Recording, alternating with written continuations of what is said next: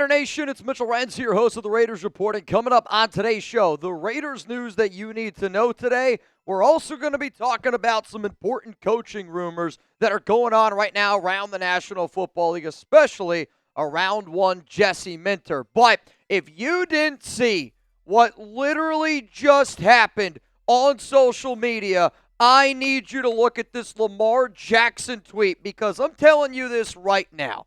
I'm getting ready to go live. I'm going to be live here in about, 30 minutes on the Raiders Report. And I might switch up my entire show because Lamar Jackson has just retweeted this tweet. Is this a good time to point out my then 3-year-old may have predicted the potential move of Lamar Jackson to the Raiders? Now, some of you might just see this as a kid in a Lamar jersey holding a Raiders football. The fact that Lamar Jackson just retweeted this, I do find to be very interesting, because you guys know I'm a big fan of rumors. I'm a big fan of where there's smoke, there's fire. And the amount of smoke around Lamar potentially getting traded to the Raiders over the past 24, 48 hours has been quite substantial. And we got to be able to face the facts. There was a report from Pro Football Talk that said that, hey, there's some rumors right now around the Raiders and Lamar potentially working out a deal. Then Jeremy Fowler from ESPN, in an article that he released earlier this week, his bold prediction was the Raiders were going to trade for Lamar Jackson. The reason why that this is intriguing to me, Tom Brady and John Spytek are the ones calling the shots. And when Tom Brady retired, in one of his Instagram posts, he put "you're next," and he added at Lamar Jackson, essentially saying, hey man, I'm handing you the torch to be the next great quarterback in the National Football League. Now, again, I did not plan on talking about all this. I think you all know where I stand. I have been Team Fernando Mendoza, but I've also said, if you're the Raiders, you have to consider potentially making the move for Lamar. If you're a fan of this team, thinking about my head going down on the pillow going, I'm either going to have Fernando Mendoza or Lamar Jackson, that's the definition of a wet dream in my book. And if you feel the exact same way, hit that subscribe button, turn on those notifications, because I'm telling you this right now. If the Raiders end up trading for Lamar, I'll probably go live for 8 freaking hours, man. If the Raiders end up anything else around Jackson, I am going to keep you guys up to date. But this is why I want you to hit that subscribe button. We're the largest Raiders community in the world. We continuously get new subs on this show. And not only that, I'm going to keep you up to date on all things going on around this head coaching search. So let's talk about the Raiders head coaching search. The first name that I want to bring up here is Jesse Minter, defensive coordinator from the Los Angeles Chargers. He interviewed with the Ravens on Wednesday, and I was really shocked to find out that he was not the next head coach of the Baltimore Ravens literally yesterday. What's interesting is he is the clear betting favorite for Baltimore, and also many beat reporters out of Baltimore were shocked that he wasn't higher. The Raiders, they interviewed Minter in person on Tuesday, but this is also what's very interesting.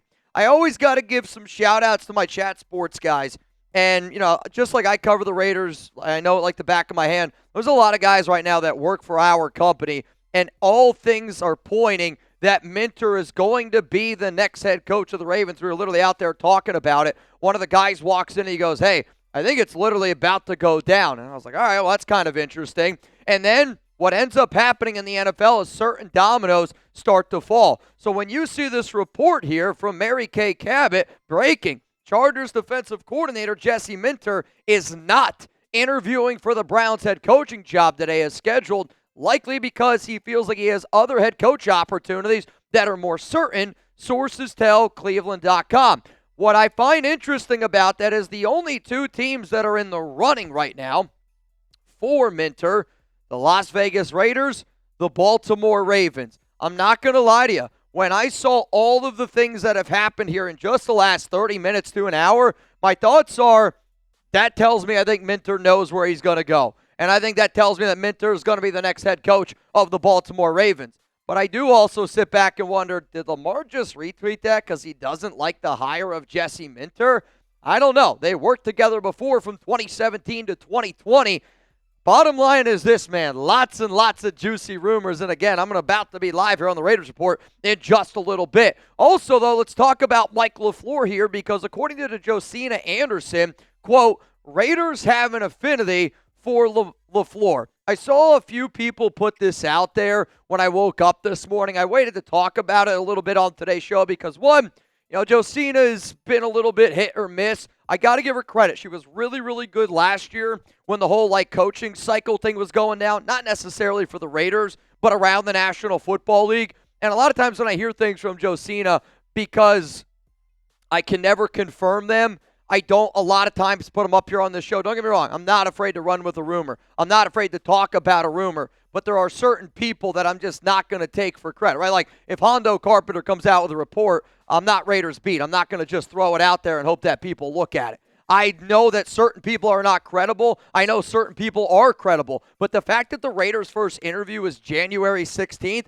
you can't request that second interview until after January 26th. So the fact that you're hearing a lot of things right now around LaFleur, it doesn't really surprise me because the Raiders, in all reports that are going out right now, are interested in an offensive-minded head coach.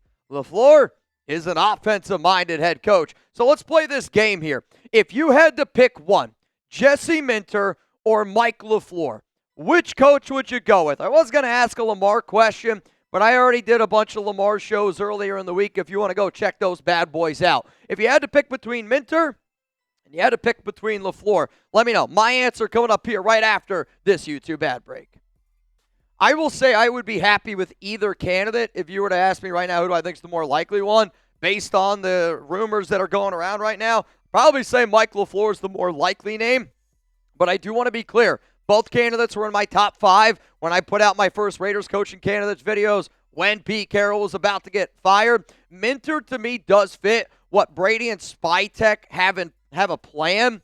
The problem is who's going to be that offensive coordinator. I don't necessarily know who that's going to be. LaFleur also is an offensive-minded coach, but he currently doesn't call plays. I'm a big fan, obviously, of the Sean McVay tree, and I do think that both of these candidates, again, if you're a fan and you're putting your head on a pill, you're going, am I going to get Jesse Minter? Am I going to get Mike LaFleur? I think both of those candidates are very, very solid. But let's look now at the Raiders coaching odds because the latest Raiders coaching odds have Klint Kubiak as the clear favorite. Davis Webb comes in there at plus 300. Mike LaFleur comes in there at plus 350. But there's 3 things that I notice when I look at this list. The first one is there's no Minter.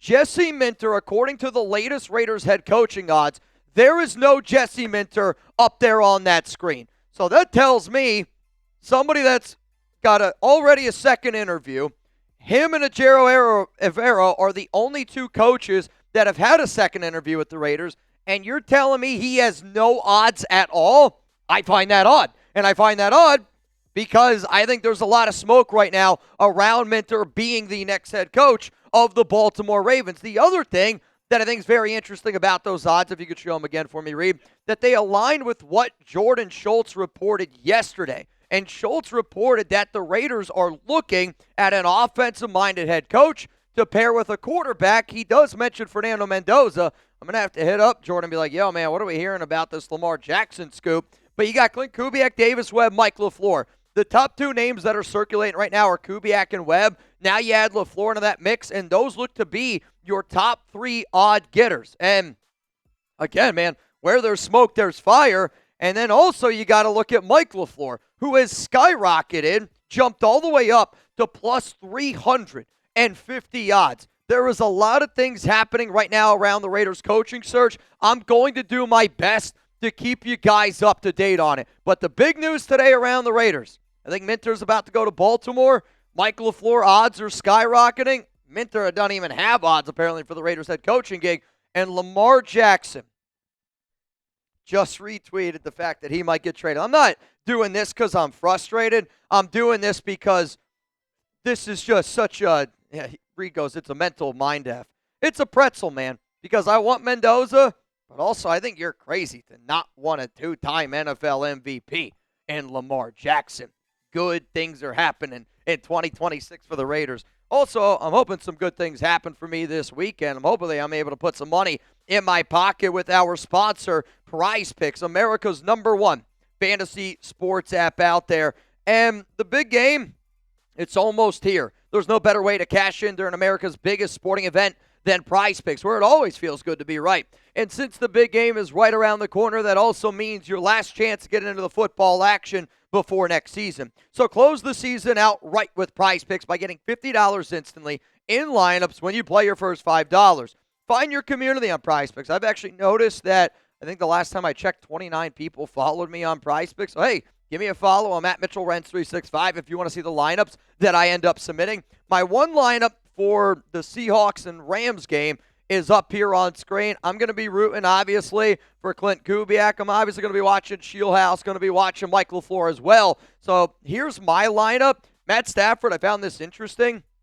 5 straight weeks less than 63.9% completion percentage. NFC West could be an interesting game. 5 to pay, 32.50. My other lineup that I'm rolling with is in the Patriots and Broncos game. Stidham, I would be shocked if they let him throw the football more than 32.5. So I took the less there. Give me Drake made the schedule, 1.5 passing touchdowns. It's a demon pick. I'm going to roll with it on the more. I've been rolling with Kayshon Boutte this playoffs, and that's only because of my guy, King Richard Gannon. He's if he's having fun and if he's there, you're damn right I'm going to keep doing this. But PrizePicks really allows you to do what you want. You can go power play, you can go flex play. As you just saw, I'm going with the power play. And you can too. Download the PrizePicks app today. Make sure that you use code CLNS to be able to get $50 in lineups after you play your first $5 lineup. That's code CLNS. Get $50 in lineups after you play your first $5 lineup. PrizePicks. It is good to be right. Let's go to